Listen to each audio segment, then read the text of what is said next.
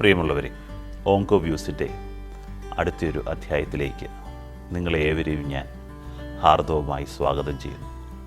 ഇന്ന് നമ്മൾ ചർച്ച ചെയ്യുന്ന വിഷയം PSA അഥവാ പ്രോസ്റ്റേറ്റ് സ്പെസിഫിക് ആൻറ്റിജൻ ടെസ്റ്റിനെ കുറിച്ചാണ്.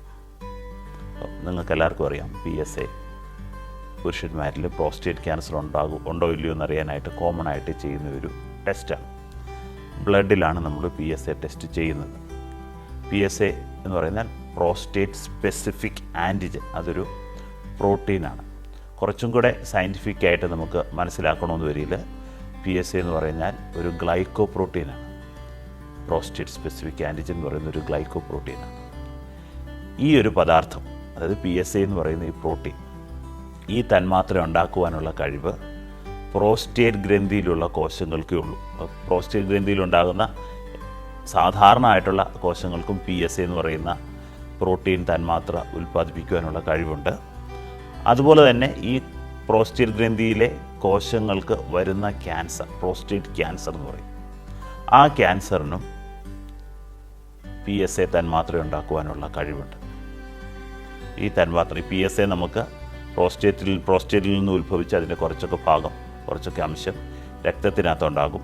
രക്തത്തിനകത്ത് നമ്മളിത് ടെസ്റ്റ് ചെയ്ത് നമുക്ക് കണ്ടെത്താൻ സാധിക്കും. PSA എന്ന് പറയുന്ന ആൻറ്റിജൻ, ആ ടെസ്റ്റ് പറയുന്ന പേരാണ് PSA ടെസ്റ്റ്. ഇപ്പോൾ നമ്മുടെ ശരീരത്തിൽ PSA കൂടുവാനായിട്ട് ഒന്നിലധികം കാരണങ്ങളുണ്ട്. ക്യാൻസർ കൊണ്ട് മാത്രമല്ല ശരീരത്തിൽ PSA കൂടുന്നത്. ക്യാൻസർ ഉണ്ടെങ്കിൽ ഒബ്വിയസ്ലി PSA കൂടാം. അതുകൂടാതെ പ്രോസ്റ്റേറ്റ് ഗ്രന്ഥിക്ക് എന്തെങ്കിലും ഇൻഫെക്ഷൻ വരിക, നീർക്കെട്ട് വരിക, അങ്ങനെ വന്നാലും ശരീരത്തിൽ PSA കൂടാം. മൂത്രത്തിൽ പഴുപ്പുണ്ടെങ്കിൽ PSA കൂടാം. അതുപോലെ തന്നെ പ്രോസ്റ്റേറ്റ് ഗ്രന്ഥിക്ക് എന്തെങ്കിലും ഇൻഫാക്ഷൻ വരും, അങ്ങോട്ടുള്ള രക്തഓട്ടം നിന്നുപോയി അതിൻ്റെ ഏതെങ്കിലും ഒരു ഭാഗം നിർജ്ജീവമായി പോയി കഴിഞ്ഞാൽ കുറച്ച് നാളത്തേക്കെങ്കിലും ശരീരത്തിൽ രക്തത്തിൽ PSAൻ്റെ അളവ് കൂടുതലായിരിക്കും. ഇപ്പം PSA കൂടാനുള്ള ഒരു പ്രധാനപ്പെട്ട കാരണം പ്രോസ്റ്റേറ്റ് ഗ്രന്ഥിയിൽ വരുന്ന ക്യാൻസറാണ്. അതുകൊണ്ട് PSA കൂടുതലുള്ള എല്ലാവർക്കും പ്രോസ്റ്റേറ്റ് ഗ്രന്ഥിയിൽ ക്യാൻസർ ഉണ്ട് എന്ന അർത്ഥമില്ല.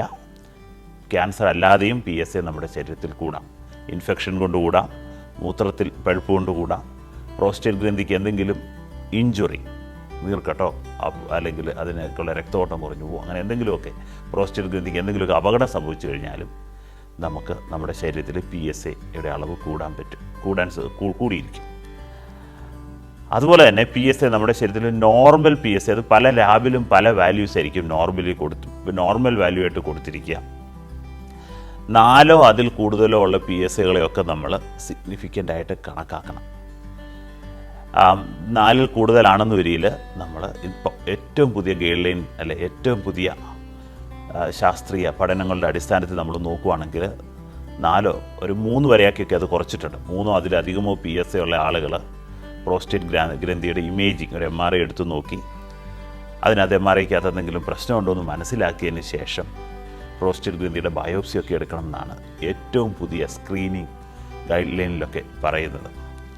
അപ്പം PSA കൂടുതലുള്ള, മൂത്രത്തിൽ പഴുപ്പില്ല, പ്രോസ്റ്റേറ്റിന് ഇൻഫെക്ഷൻ ഇല്ല, PSA കൂടാൻ മറ്റ് കാരണങ്ങളൊന്നുമില്ലാത്ത ആളുകൾക്ക്, PSA കൂടുതലുള്ള ആളുകൾക്ക് എത്രമാത്രം ചാൻസ് ഉണ്ട് പ്രോസ്റ്റേറ്റ് ഗ്രന്ഥിയിൽ ക്യാൻസർ വരാൻ നമുക്ക് പരിശോധിക്കാം.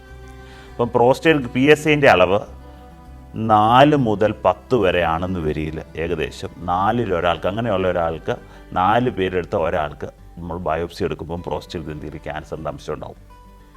PSA 10 അതിലധികമോ കൂടുതലുള്ള ആളുകൾക്ക് 2-ൽ ഒരാൾക്കെങ്കിലും നമ്മൾ ബയോപ്സി എടുക്കുമ്പം പ്രോസ്റ്റേറ്റ് ഗ്രന്ഥിയിൽ ക്യാൻസർ ഉണ്ടാകാനുള്ള സാധ്യത ഉണ്ട്.